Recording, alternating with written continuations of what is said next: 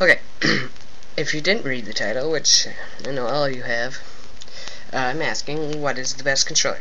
And if you didn't notice, I'm sitting instead of being on the chair that I'm sitting on, because I thought it'd be easier to do what I'm trying to do, doing it this way.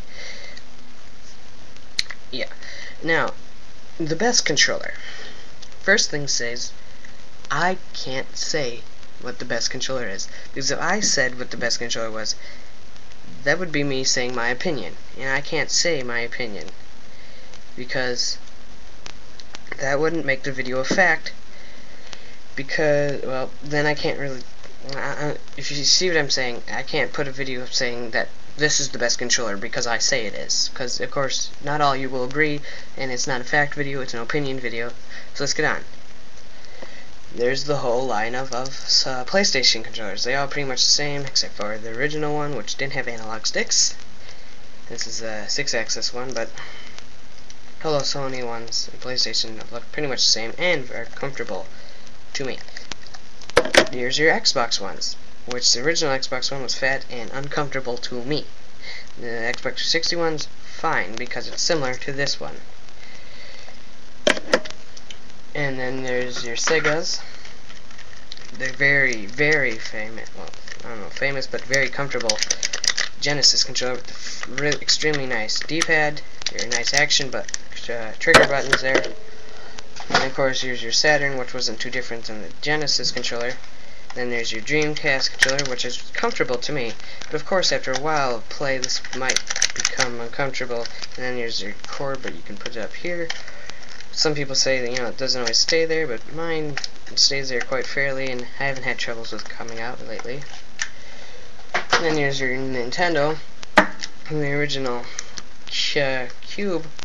the rectangle-shaped controller, which for the cube shape wasn't that not too comfortable. It was actually comfortable. What I'm trying to say, it's not extremely comfortable, but it was okay comfortable. We're just having your basic controls. And of course there's your Super Nintendo, which I prefer this over the Super Nintendos because that one was more comfortable to me. Then there's your N64, which allowed you to have an option of your left hand being with the directional or your analog stick with the trigger in the back, which was very nice. I like that controller a lot. Then there's your GameCube. This one's very comfortable, a very firm controller, and a very well designed controller.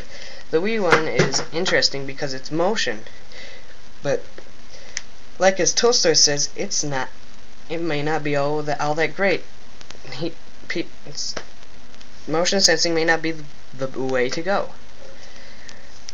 As Tolstoy said, games are meant to be played on, your standard pressing buttons with your hand. Of course, motion sensing is a great new way to get active and something different. And if you're, you're hardcore, you want your PlayStation 3 or Xbox 360. But to conclude, I can't say what the best controller, only you can say the best controller for you. I say it's either between the PlayStation's very nice one, and I almost have 3 because I like the Nintendo's GameCube, but I'm gonna say and the Sega's because I like this one. I thought this was really nice, but of course after a while it gets annoying because your fingers seem to be jammed in here. But for using it first, it's rather comfortable.